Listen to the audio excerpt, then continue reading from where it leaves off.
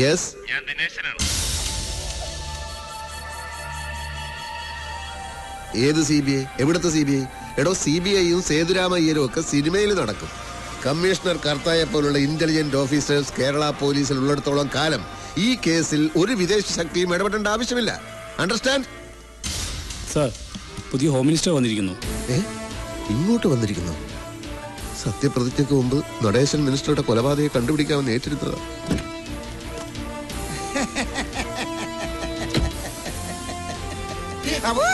സുഖം തന്നെ അല്ലേടോ സാർ? ഒരു മുന്നറിയിപ്പില്ലാതെ പെട്ടെന്ന് ഇങ്ങോട്ട്.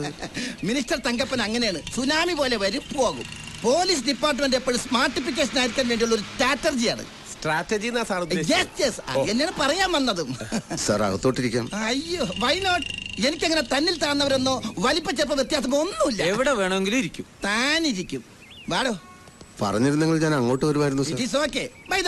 കേസ് അന്വേഷണത്തിനിടയിൽ നിങ്ങൾ തല്ലുകൊണ്ട് ദുരിതാശ്വാസ ക്യാമ്പിലായിരുന്നെന്ന് കേട്ടല്ലോ. അല്ല, ഞാൻ ഹോസ്പിറ്റലിലായിരുന്നു.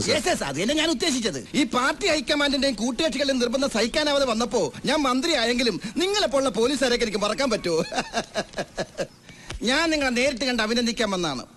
എന്റെയും എന്റെ പാർട്ടിയുടെയും എല്ലാമായ നടേശൻ സാറിന്റെ ഘാതകനെ കണ്ടുപിടിക്കുന്നതിൽ കമ്മീഷണർ വളരെ ദൂരം മുന്നോട്ട് പോയിരിക്കുന്നു എന്ന് രാവിലെ DGP വിളിച്ചു പറഞ്ഞു. അറിഞ്ഞ ഉടനെ ഹോസ്പിറ്റലിലേക്ക് പുറപ്പെട്ട. അപ്പൊ ഞാനാ പറഞ്ഞ ഡിസ്ചാർജ് ആയി വീട്ടിലുണ്ടെന്ന്. ഹാപ്പി ന്യൂസ് കേട്ടപ്പം സന്തോഷമായി സർ. സാറിനെ അറിയിക്കേണ്ട, മിനിസ്റ്റർ തന്നെ നേരിട്ട് പറഞ്ഞോളാന്ന് പറഞ്ഞു. മണ്ണെണ്ണ കലർത്തിയ പെട്രോൾ ഒഴിച്ച ഓടി അലർന്ന ഓട്ടോറിക്ഷ നിങ്ങൾ അന്ന് പറഞ്ഞപ്പോ ഞാൻ നിങ്ങളെ പുച്ഛിച്ചു. പക്ഷെ ഇപ്പൊ I am understand. You are very violent. Intelligent എന്നാ ഉദ്ദേശിച്ചത്. എന്തോ അതന്നെ. അപ്പൊ ഓട്ടോറിക്ഷ കണ്ടെത്തി സാർ. ഇന്ന് രാവിലെ ഡ്രൈവറെ കസ്റ്റഡിയിൽ എടുത്തിട്ടുണ്ട്. അയാളെ ക്വസ്റ്റ്യൻ ചെയ്തു സാർ. ഓട്ടോയിൽ വന്ന ആളെ തിരിച്ചറിഞ്ഞിട്ടുണ്ട്. ആരാണ് അയാൾ? സാർ സംശയിച്ച ആള് തന്നെ. ഇനി എത്രയും പെട്ടെന്ന് പ്രതി അറസ്റ്റ് ചെയ്യണം. ഞാൻ മന്ത്രി കസേരയിൽ കയറിയ ഉടനെ ഈ കേസ് തെളിയിക്കാൻ പറ്റിയാൽ അതെനിക്കൊരു ടാറ്റിഫിക്കേഷനാണ്. എന്റെ വക ഒരു പ്രൊമോഷൻ കമ്മീഷണർ കർത്താക്കി. സാർ, കർത്താ സാറിന്റെ കൂടെ ഇൻവെസ്റ്റിഗേഷനിൽ ആക്റ്റീവായിട്ട് ഞാനും ഉണ്ടായിരുന്നു. തനിക്ക് ഉണ്ടോ പ്രൊമോഷൻ? എന്നും ഇങ്ങനെ വെറും CI ആയിട്ട് ഇരുന്നാ മതിയാ? ഒരു ASI ഒക്കെ ആവണ്ടേ? വള്ളറക്കടോ, വണ്ടി ഇറക്കടോ. താൻ ASI ആയാൽ എനിക്കത് വലിയ സർട്ടിഫിക്കേഷൻ ആയിരിക്കും. സർ, എന്നെ വിശ്വസിക്കണം സർ. ഞാൻ പറഞ്ഞതെല്ലാം സത്യമാണ്. ഓക്കെ. അപ്പൊ നന്ദിനി മിനിസ്റ്ററുടെ പേഴ്സണൽ ബംഗ്ലാവിൽ പോയിട്ടില്ല, അദ്ദേഹത്തെ കണ്ടിട്ടില്ല, അദ്ദേഹത്തിന്റെ കൊലപാതകവുമായി യാതൊരു ബന്ധവുമില്ല അല്ലേ? ഇല്ല സർ. വിഘ്നേഷ് സാർ, ഭാർഗവ അയാളെങ്ങ് കൊണ്ടുവരും. ഇയാളെ അറിയോ?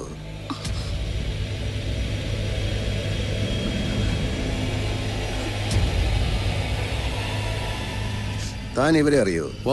അറിയും സാറേ. എങ്ങനെ അറിയും? ഞങ്ങളും പത്രങ്ങളും TV-കളും ഒക്കെ കാണുന്നവർ തന്നെ. നടേശ സാറിനെതിരെ കേസ് കൊടുത്തത് ഇവര് തന്നെയല്ലേ? അന്ന് തന്റെ ഓട്ടോയിൽ അവിടെ വന്നിറങ്ങിയത് ഇവര് തന്നെയാണെന്ന് ഉറപ്പാണോ?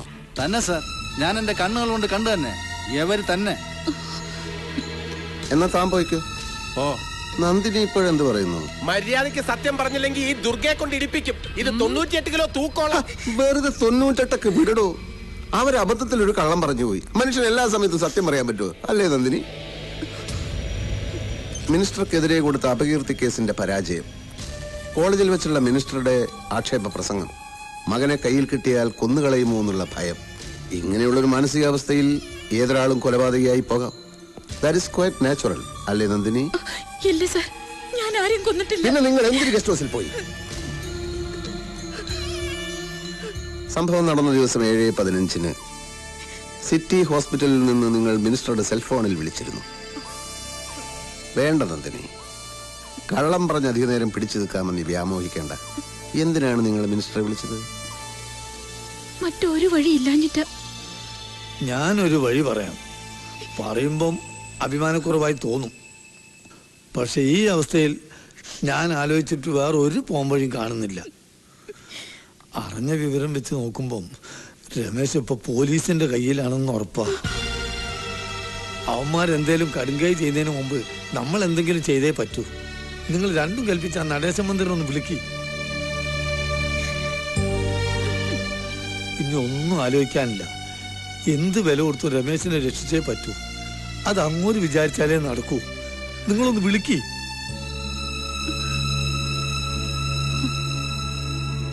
ഞാൻ വിളിച്ചു. എന്റെ മോൻ അയാളുടെ പേഴ്സണൽ കസ്റ്റഡിയിലാണെന്നും ഗസ്റ്റ് ഹൗസിൽ ചെന്ന് മാപ്പ് പറഞ്ഞാൽ കൊല്ലാതെ വിട്ടയക്കാമെന്നും പറഞ്ഞു. അതനുസരിച്ച് നിങ്ങൾ അവിടെ പോയി. അതിനു മുമ്പ് അവിടെ പോയിട്ടുണ്ടോ? ഇല്ല, പക്ഷെ സ്ഥലം അറിയായിരുന്നു. ഗസ്റ്റ് ഹൗസിൽ ചെന്നപ്പോ മുൻവശത്തെ ഗേറ്റ് അടച്ചിരിക്കുകയായിരുന്നു അല്ലേ?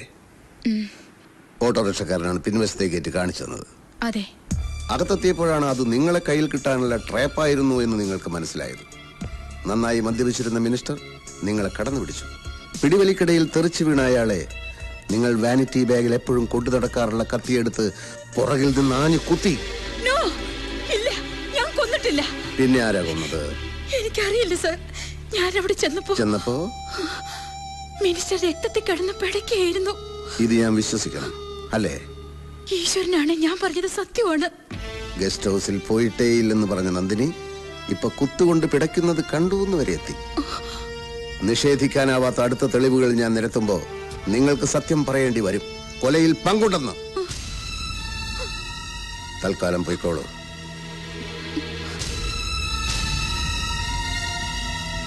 ഇവര് പഠിച്ച കള്ളിയാണ് സാർ. സാർ പെർമിറ്റ് ചെയ്താൽ കൊന്നത് ഇവര് തന്നെയാണെന്നും കൊല്ലാൻ ഉപയോഗിച്ച ആയുധം എവിടെയാണ് ഒളിപ്പിച്ചു വെച്ചിരിക്കുന്നതെന്നും തത്ത പറയുന്ന പോലെ ഞാൻ പറയിപ്പിക്കാം. ഇവരെ അറസ്റ്റ് ചെയ്യണം സാർ. ഒരാളെ മാത്രം അറസ്റ്റ് ചെയ്താൽ ഈ കേസിന്റെ ഗതി തന്നെ മാറിപ്പോയെന്നിരിക്കും. എന്ന് വെച്ചാൽ എന്റെ പൊന്നു സാറേ, ഇവരെ അറസ്റ്റ് ചെയ്ത് ഒരു പത്രസമ്മേളനം നടത്തി ഒന്ന് ഷൈൻ ചെയ്യാമെന്ന് കരുതിയതാ. കക്ഷത്തിലിരിക്കുന്ന പ്രതിയെക്കാളും ഉത്തരത്തിലിരിക്കുന്ന സാക്ഷിയെ തപ്പാനാണ് നമ്മുടെ കമ്മീഷണർക്ക് താല്പര്യം. അതെങ്ങനെ പെണ്ണുങ്ങളെന്ന് പറഞ്ഞ അപ്പ സെന്റിമെന്റ്സ് അല്ലേ?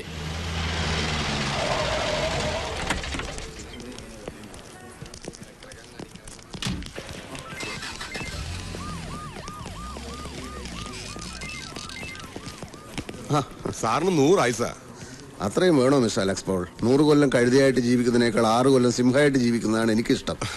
അല്ല സാർ ഇപ്പൊ എത്തുന്നും പറഞ്ഞ് ഐജി അത് നാവ് വായിൽ കിട്ടതേ ഉള്ളൂ. അതൊന്ന് പുറത്തേക്ക് എടുപ്പിക്കാൻ പറ്റുമെന്ന് ഞാനൊന്ന് നോക്കട്ടെ. ഇനിയും പ്രശ്നം ഉണ്ടാക്കിയ ഹോം മിനിസ്റ്ററുടെ പാർട്ടിക്കാരാണ് നോക്കേണ്ട ആവശ്യമില്ല. വെച്ച് താങ്ങിയാരേ എന്ന് പറഞ്ഞ പൊതുമുതൽ നശിപ്പിക്കുന്നവർ വെറുതെ വിടാൻ പറ്റുമോ? താൻ തന്റെ ഡ്യൂട്ടി ഇടൂ. താൻ രക്ഷപ്പെട്ടിടൂ. നടേശൻ മിനിസ്റ്ററുടെ മർഡർ കേസിൽ നിന്ന് തന്നെ ഒഴിവാക്കി ചാർജ് പുതിയൊരാളെ ഏൽപ്പിക്കാനാ ഉത്തരവ്. സർ, തന്റെ അന്വേഷണം തൃപ്തികരമല്ലെന്നും പ്രതികളുടെ സ്വാധീനത്തിന് വശംവദനായി അന്വേഷണത്തിന്റെ ലൈൻ മാറ്റി യഥാർത്ഥ കുറ്റവാളികളെ രക്ഷിക്കാൻ ശ്രമിക്കുകയാണെന്നാണ് ആക്ഷേപം. ആരുടെ ആക്ഷേപം? ആരൊക്കെയോ DGPയോട് പരാതിപ്പെട്ടിട്ടുണ്ട്. ഈ ആരോപണം ശരിയല്ല sir. I am confident. I am on the right track. അതൊന്നും ഇനി പറഞ്ഞിട്ട് കാര്യമില്ല. ഇതുവരെയുള്ള റിപ്പോർട്ടുകൾ DYSP അലക്സ് പോളിന് കൈമാറാനാണ് ഉത്തരവ്. അലക്സ് പോളിന്? ഞാൻ പറഞ്ഞില്ലേ സാർ, ഇത്രയൊക്കെ ഉള്ളൂ ഡിപ്പാർട്ട്മെന്റിന്റെ കാര്യം. ഇവിടെ ആത്മാർത്ഥതയ്ക്ക് ആട്ടിൻ സൂപ്പിന്റെ വില പോലും ഇല്ല. സാറിന്റെ സ്ഥിതി ഇതാണെങ്കിൽ എന്റെയൊക്കെ ഗതി എന്തായിരിക്കും? റിസൈൻ ചെയ്തിട്ട് വല്ല കപ്പലണ്ടി കച്ചവടം തുടങ്ങിയാലോ എന്ന് ആലോചിക്കുക. കപ്പലണ്ടി കച്ചവടം അത്ര ലാഭമുള്ള ബിസിനസ് അല്ല സാർ. അതല്ല സാർ, സാറിന്റെ കീഴുദ്യോഗസ്ഥനെ സാർ അന്വേഷിച്ചുകൊണ്ടിരുന്ന കേസിന്റെ ചുമതല ഏൽപ്പിക്കുക എന്ന് പറഞ്ഞാൽ? നമ്മുടെ ജോലിയുടെ സ്വഭാവം അനുസരിച്ച് നമ്മൾ അത്ര പെട്ടെന്ന് ഡിസ്പിരിറ്റഡ് ആവാൻ പാടില്ല. ഡിപ്പാർട്ട്മെന്റിനെ ബോധ്യപ്പെടുത്താൻ വേണ്ടിയല്ല ഞാൻ ഈ കേസ് ഏറ്റെടുത്തത്. എന്ത് വന്നാലും ഈ കേസിൽ നിന്ന് ഞാൻ പിന്മാറില്ല. ഒഫീഷ്യലായിട്ടല്ലെങ്കിലും ഇൻവെസ്റ്റിഗേഷൻ തുടരും. തന്റെ സഹായം എനിക്ക് വേണ്ടിവരും. സർ,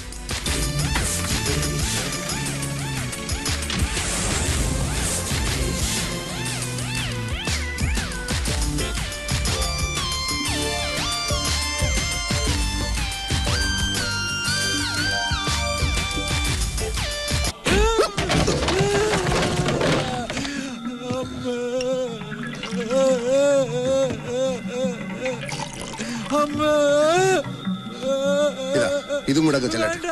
എനിക്ക് മതിയായേ. അത് പറ്റില്ല. ഇനി ഒരുപാട് ഇടി കൊള്ളാനുള്ളതല്ലേ. ഒരു പ്രതിരോധ ശക്തി കിട്ടാൻ ബോഡിക്ക് ഇത് വളരെ നല്ലതാ. കൊലക്കേസിന്റെ ചുമതല തിരിച്ചു കിട്ടാൻ റെക്കമെൻഡ് ചെയ്യണമെന്ന് പറഞ്ഞ് എന്നെ കൊണ്ടുവന്നിട്ട്. അല്ലാതെ ക്വസ്റ്റ്യൻ ചെയ്യണമെന്ന് പറഞ്ഞാൽ ദാസപ്പൻ എന്റെ കൂടെ വരുമോ? ചാർജ് നഷ്ടപ്പെട്ട പോലീസ് ആയതുകൊണ്ട് ഇക്കാര്യത്തിന് സ്റ്റേഷനിൽ കൊണ്ടുപോകാൻ നോക്കൂ. ഇത്ര സൗകര്യമായിട്ട് തല്ലാൻ നോക്കൂ. ഇവിടെ ആയത് എത്ര നന്നായി. 1 മൈൽ ചുറ്റളവിൽ ഒരു വീട് പോലും ഇല്ല. മൈക്ക് വെച്ച് നിലവിളിച്ചാലും ആരും കേൾക്കുകയില്ല. ഇത് കുടിയിടും. കുടിക്കാൻ ഇനി എല്ലാം പറ. എനിക്ക് ഒന്നും അറിയില്ല സാർ. അയ്യോ,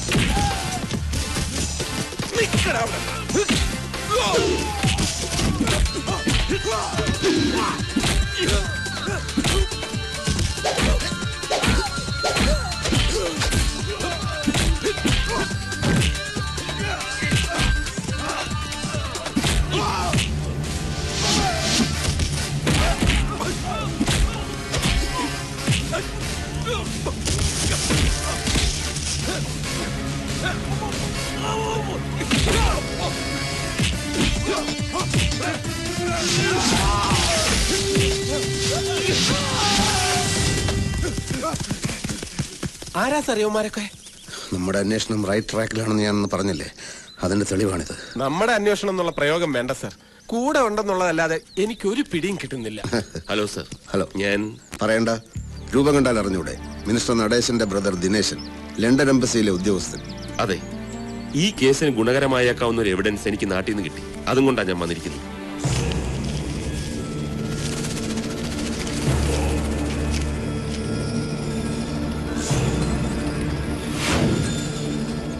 തക്ക സമയത്താണ് മിസ്റ്റർ ദിനേശനെ ഞാൻ കണ്ടത് സാർ. എന്താ സാർ? ഈ അന്വേഷണത്തിന്റെ റൂട്ടിൽ മിസ്റ്റർ ദിനേശൻ എനിക്ക് ആവശ്യമുണ്ട്. കമാ.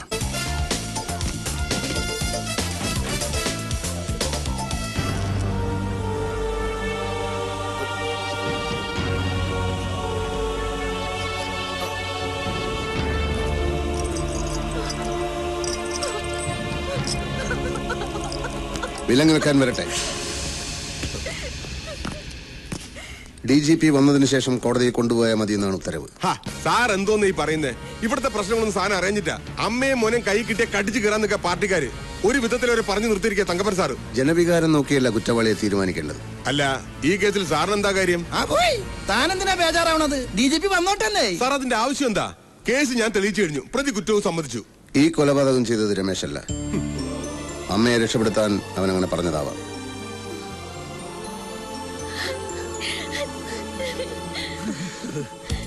പോസ്റ്റ്മോർട്ടം റിപ്പോർട്ട് കിട്ടിയപ്പോൾ തന്നെ സംശയം തോന്നിയിരുന്നു.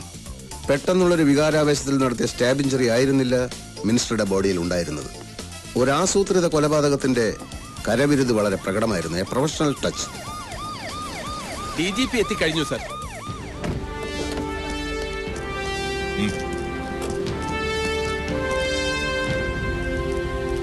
അല്പം ലേറ്റ് ആയി പോയി സർ.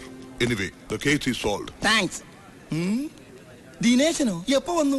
രാവിലെ എത്തി. ചില ഇന്റർഫിയറൻസ് കാരണം കേസിൽ നിന്ന് ഒഴിവാക്കപ്പെട്ടെങ്കിലും കമ്മീഷണർ കർത്ത അന്വേഷണം തുടരുന്നുണ്ടായിരുന്നു.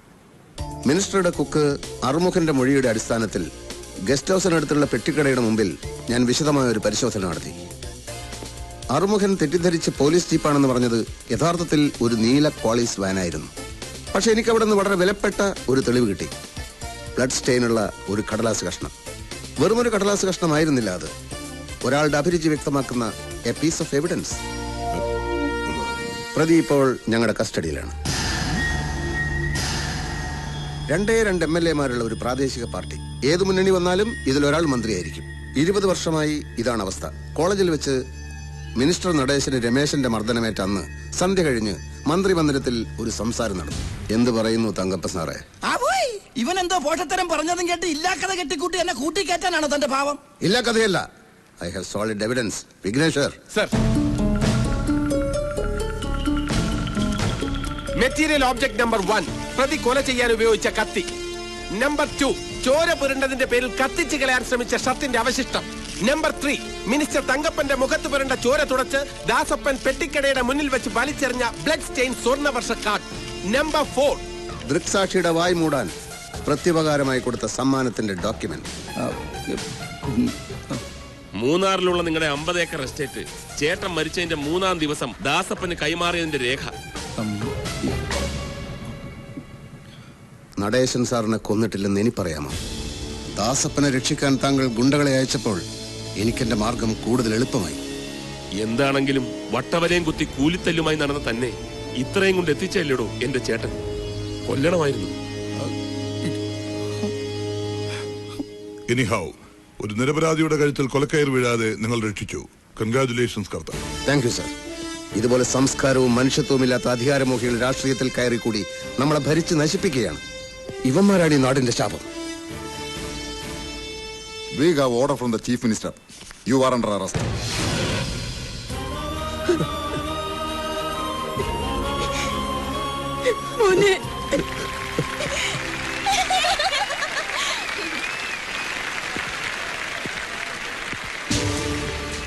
My dear students, വലിയൊരു കളങ്കത്തിൽ നിന്ന് കർത്താവിന്റെ കൃപ കൊണ്ട് കർത്താവ് സാർ നമ്മുടെ കോളേജിനെ രക്ഷിച്ചു. അങ്ങ് വലിയൊരു മനുഷ്യനാണ്. കാണുമ്പോ ചെറിയ മനുഷ്യനാണെങ്കിലും കാണുമ്പോഴും കാണാത്തപ്പോഴൊക്കെ ഞാനൊരു ചെറിയ മനുഷ്യൻ തന്നെയാ. ഞാൻ എന്റെ ഡ്യൂട്ടി മാത്രമേ ചെയ്തിട്ടുള്ളൂ ഫാദർ. എന്തായാലും രമേശ് കൊലക്കേസെന്ന് കരകയറി.